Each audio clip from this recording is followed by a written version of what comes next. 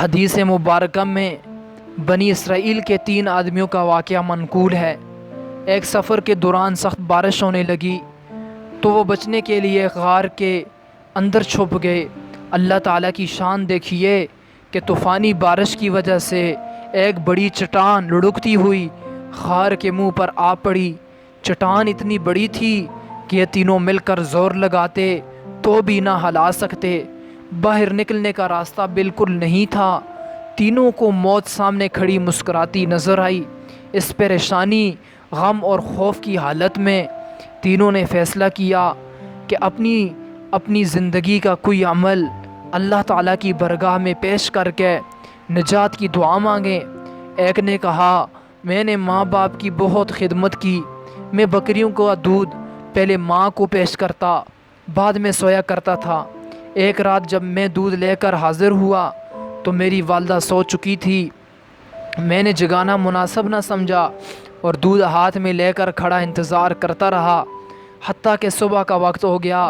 اے اللہ، میرے اس عمل کو قبول کر کے ہمیں نجات عطا فرما۔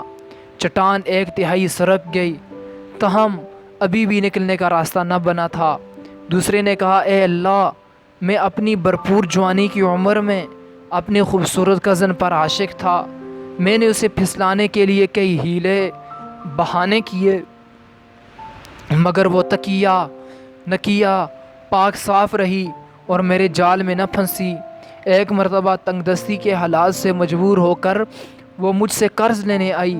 میں نے اسے اس شرط پر پیسے دینے کا وعدہ کیا کہ وہ میری خواہش پوری کرے، مرتی کیا نہ کرتی اس نے حامی بھر لی۔ جب میں جمعہ کے لیے اس کے قریب آیا تو اس نے کہا، اللہ سے ڈر اور اس مہر کو نہ توڑ۔ اس کے الفاظ مجھ پر بجلی بن کر گرے۔ مجھ پر اللہ تعالیٰ کو خوف طاری ہو گیا۔ میں نے اسے پیسے بھی دے دیے اور برائی بھی نہ کی۔ اے اللہ، اگر میرا یہ عمل آپ کے ہاں مقبول ہے تو ہمیں اس مصیبت سے نجات عطا فرمائیے۔ چٹان 2/3 بھی سرک گئی، پھر بھی نکلنے کا راستہ نہ بنا۔ تیسرے نے کہا، اے اللہ، میرا ایک مزدور مزدوری لیے بغیر کسی وجہ سے ناراض ہو کر چلا گیا۔ میں نے اس کے پیسوں سے بکری خریدی۔ وقت گزرنے کے ساتھ ساتھ وہ بھرپور ریوڑ بن گیا۔ کافی مدت کے بعد وہ اپنی مزدوری لینے آیا تو میں نے پورا ریوڑ اسے پیش کر دیا۔ اے اللہ، اگر میرا یہ عمل آپ کے ہاں مقبول ہے تو ہمیں اس مصیبت سے نجات عطا فرما۔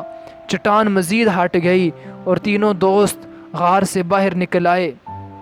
اس واقعے میں ہمارے عنوان سے متعلق دوسرے آدمی کا عمل ہے جس نے خوف خدا کی وجہ سے گناہ کو چھوڑا اور اس کا عمل اللہ تعالیٰ کے ہاں مقبول ہوا۔ اس سے سبق ملا کہ پاک دامن انسان اللہ تعالیٰ کا مقبول بندہ ہوتا ہے۔ اللہ تعالیٰ اس کو دنیا کے غموں سے بھی بچاتے ہیں اور قدم قدم پر اس کی پشت پناہی بھی فرماتے ہیں۔